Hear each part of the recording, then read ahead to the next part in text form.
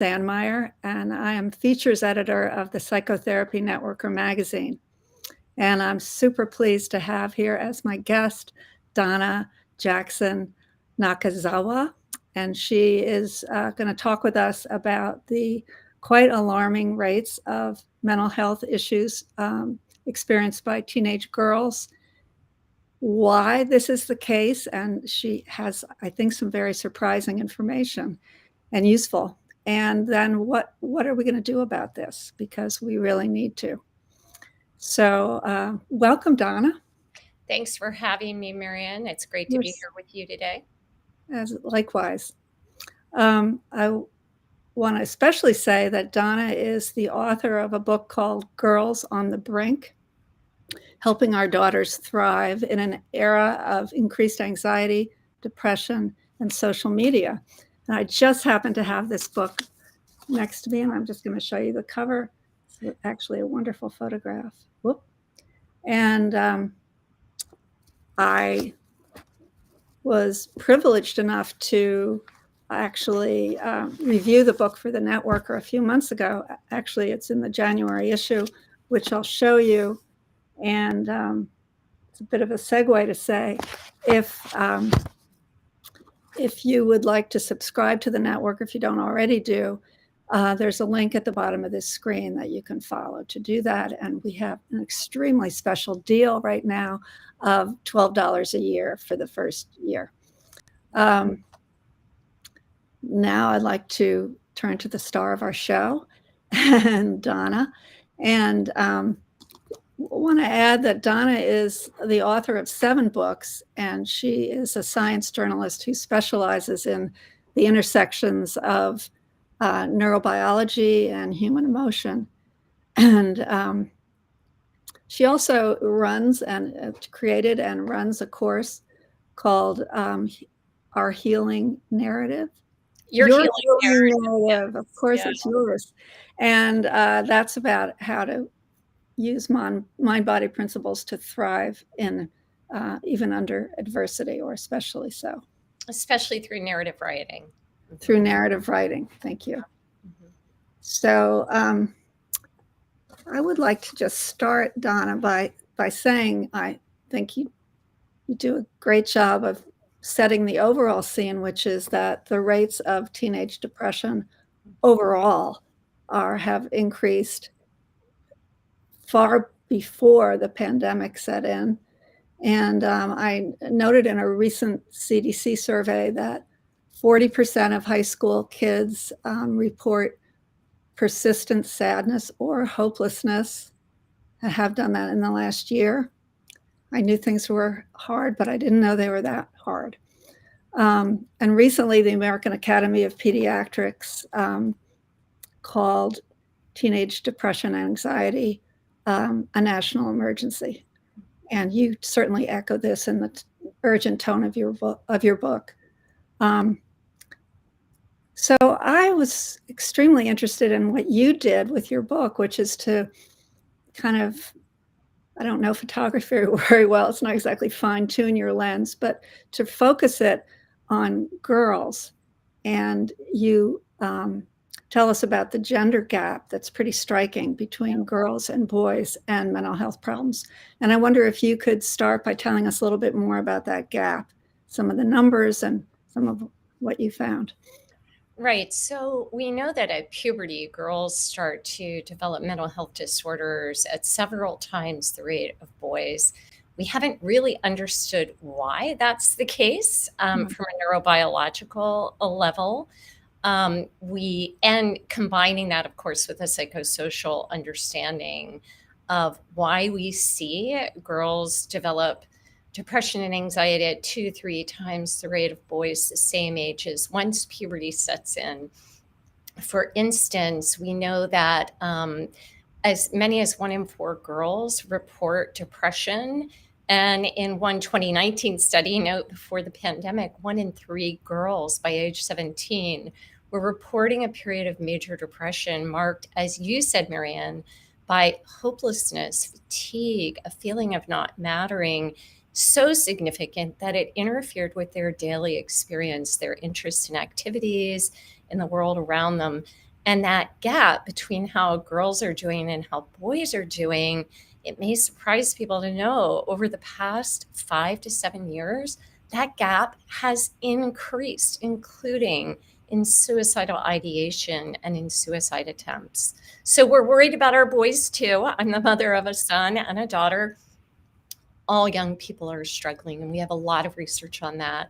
But I really wanted to dive into, for reasons I will reveal, I'm sure, during this conversation, exactly why I felt it was so important that we really dig deep into the weeds, into why we're seeing these rising numbers in girls and why the rates are so much higher than in boys. I also want to say that I focused on cisgender, and I use these terms, girls, boys, sex, gender, with the full knowledge that gender can be fluid. And we simply don't have the research to bring that into this discussion.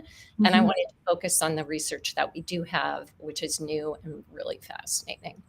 Right, that makes sense. And for me, having read in your book pretty carefully, I Yes, enjoyed your it. review is so fabulous. Thank you. You were like the deepest reader of this book, of even compared to the New York Times or wherever. So yeah, you've got the skills. Thank you.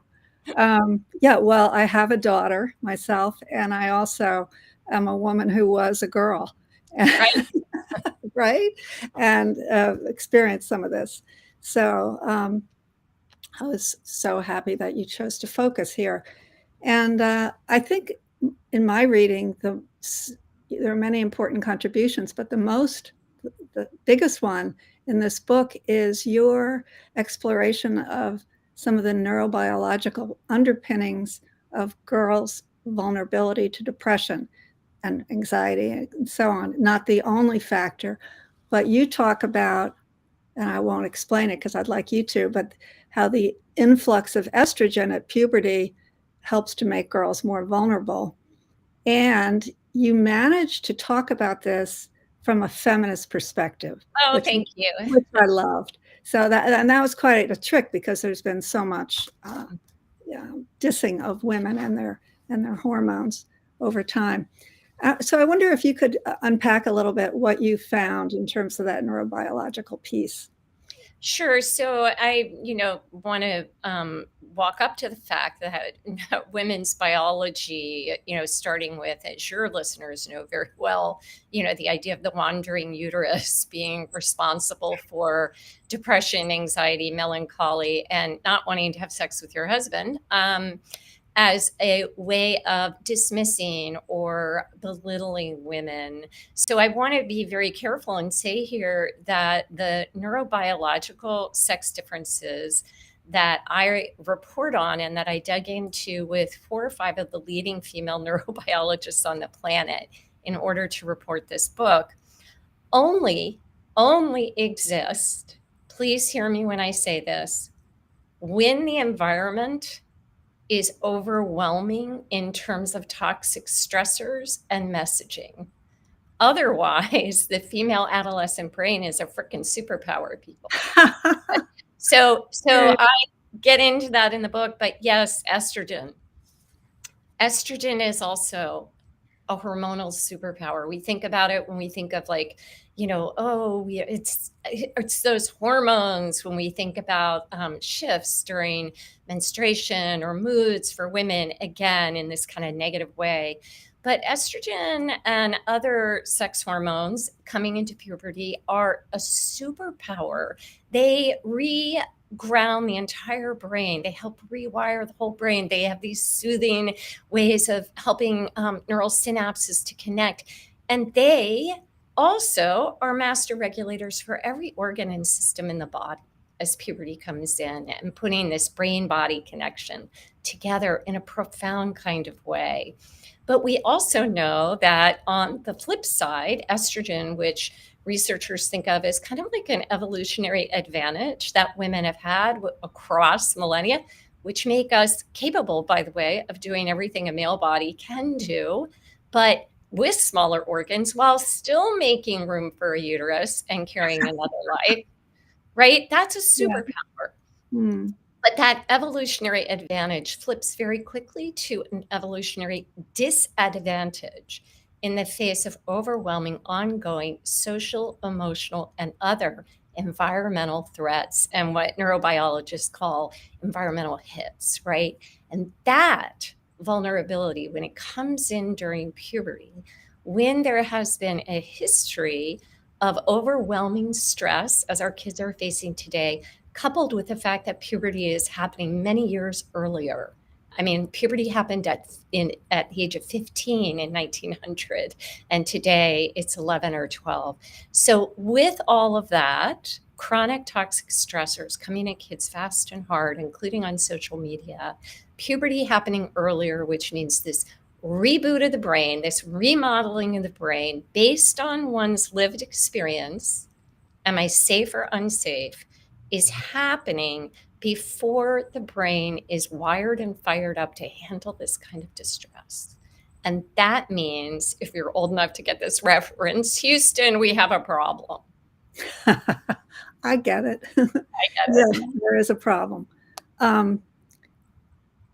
Yes, thank you for explaining that. And I was interested, you mentioned it quickly, but I was also interested in what you had to say about that evolutionary advantage in survival. Right. Yeah. So, making girls more vulnerable on the other side because they have to be so wary of social messages in order to protect their children from predators in the back in the day. Back in the day. So we're talking way back in the day. We're going to like take a jump across evolutionary time, way back. So take that jump with me and think about the fact that during early in human history, hunter-gatherer times, it required a lot of close collaboration and cooperation in the tribe in order to survive, right? That's still how it is, really. But at that time, that was everything. And in order to do that, you had to be very keenly aware of any sign that you were being socially dissed or dismissed. What do I mean by that? Anybody gossiping about you, anybody ganging up behind you, any sign that you didn't matter as much as other members of the tribe. This really mattered. This social, emotional acceptance really mattered because without it, you would slowly find yourself being placed further and further toward the edge of the tribe where you would not get the nice tubers and nuts as they were being resourced, and you would not get the best meat on the fire. You'd be closer to predators, both warring tribes and also any kind of animal predators on the prowl out there. And guess what? So would your children.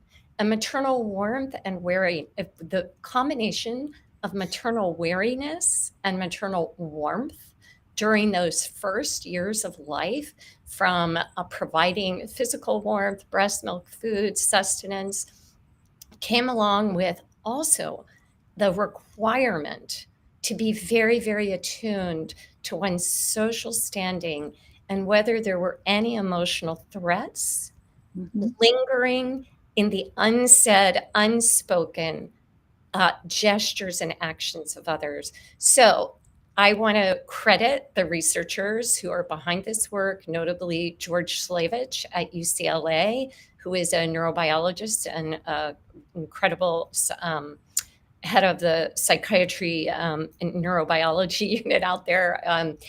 And he has, with his colleagues, done a ton of work on this, and it's really referred to as social safety theory. And this idea holds that we evolved across the millennia, and we have good biological studies to show this is the case.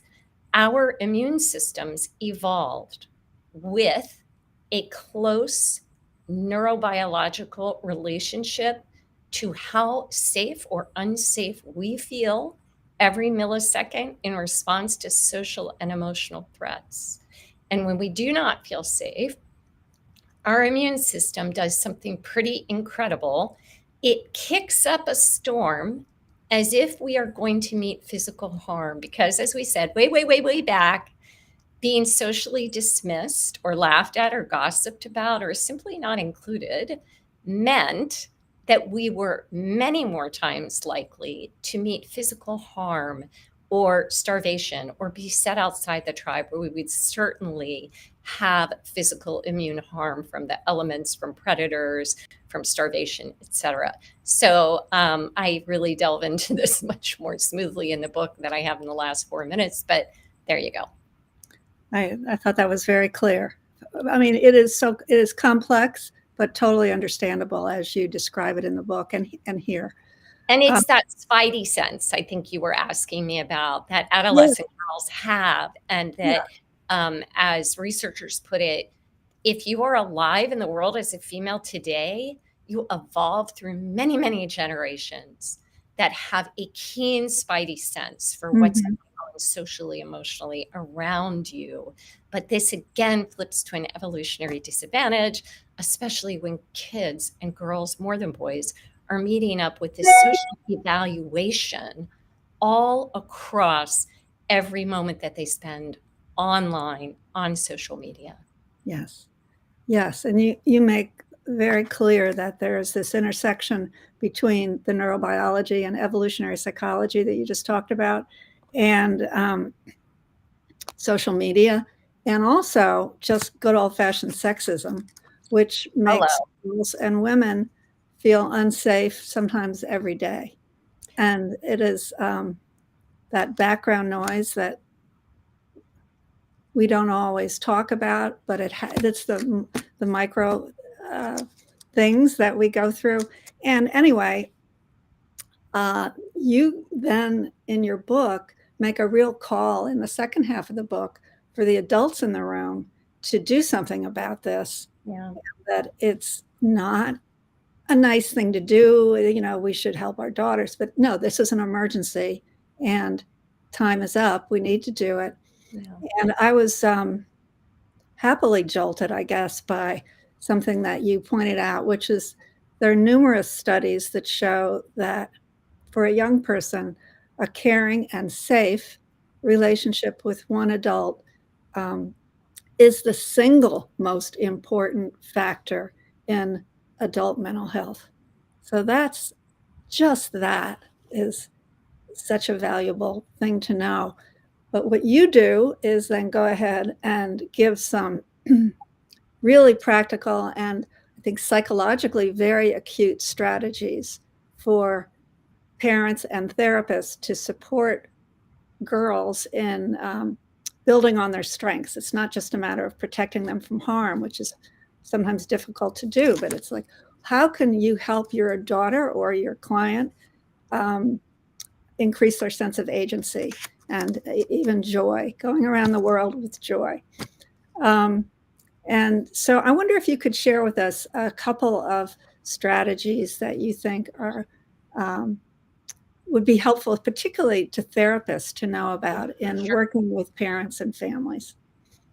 Yes, well, I think one of the things that you as therapists will really, really, really enjoy is the fact that when you dig into the research that has come out over the past 2 to 3 years, which I write about, you will find that we have a lot of good information that therapy is in itself very Mm, powerful in bringing down what I describe as this stress threat response, or this damage cascade of hormones and chemicals that get revved up in a girl's body in the face of ongoing chronic stressors, that therapy actually brings down those neuroinflammatory and physically inflammatory levels. I think that's really important to know. And the deeper the neurobiological relationship between client and practitioner, the stronger that effect is. So it means that what you're doing every minute in that room really, really matters. We also have, as you all know, a long body of work now to show that helping parents do the work that they need to do on themselves is crucial to forging what we know of as parent-child attunement. And that one of the biggest predictors of flourishing for teenage girls across puberty is whether or not parents can answer yes to one question. Can this child come to you and talk about anything, no matter how difficult. Now, of course, it can't always be a parent. It might be you, the therapist, who is that person. And it's okay if it's a proxy, but helping parents to do the work regarding their own adversity, their own trauma, stressors, and roadblocks to being in that state of regulation for their child is crucial. And we can also see in the literature that when we bring in that parent education piece, kids do better too. So getting that buy-in, it's one of the reasons I teach my course, Your Healing Narrative, for parents, so they can get in on their own story, because a lot of the work begins with us. And also we see the benefits of using writing to heal techniques for kids. Girls love to journal. There are techniques we can delve into that help them use that power of asking the right questions in the right ways to deepen their story. But I have 15 super neuroprotective public health experts, psychiatrists agreed on strategies in the book, and we don't have time for them all. Yeah, right. They're all useful. I appreciated that you put parents need to work on their own unresolved childhood issues. You put that first, because without that, it can't happen. And that is hard work. But yeah, that's sort of where it is. Hey, Marian, I forgot to say in all of this something that I think is so important that you touched on in your beautiful review, and you and I have talked about on the phone. And that is that you might wonder, well, why haven't we talked about this difference between, female and male development, again, in this cisgender lens, because that's all we've got, folks, at this point in time. Well, as somebody who's been reporting in that niche of neurobiology and lived human emotion for many years across many books, imagine my surprise when I found out that all that work that I'd been doing was based on a male research model of the human brain in the face of psychological stress. It's only in 2016 that the NIH asked, not required, that female models be used in the study of the intersection of stress and mental health. And we are just getting that research over the past 2 to 3 years. And now we're beginning to see some mind-blowing differences in how stress affects the ecosystem, if you will, the climate of the developing female brain across, what neurobiologists call the connectome, how not just how synapses fire and wire up, but every crucial area of the brain that you think about when you think about development, fight, flight, freeze, safety, how they all talk to each other. And we see differences on thousands of sites in the genome between the way that ongoing toxic stress affects female development during puberty versus male development. So also that. Yeah, that is quite important. As you were talking, I had the impulse to both cry and cheer. That 2016 is an absurdly recent time to start this work, and thank goodness it's being done, and that you're reporting on it, that you dug so deeply that you found out. So thank you. I'm lucky to get to talk to some of the greatest minds of our time, honestly. Right. It's clearly. Well, before we go, I wanted to ask you something that I've been thinking about.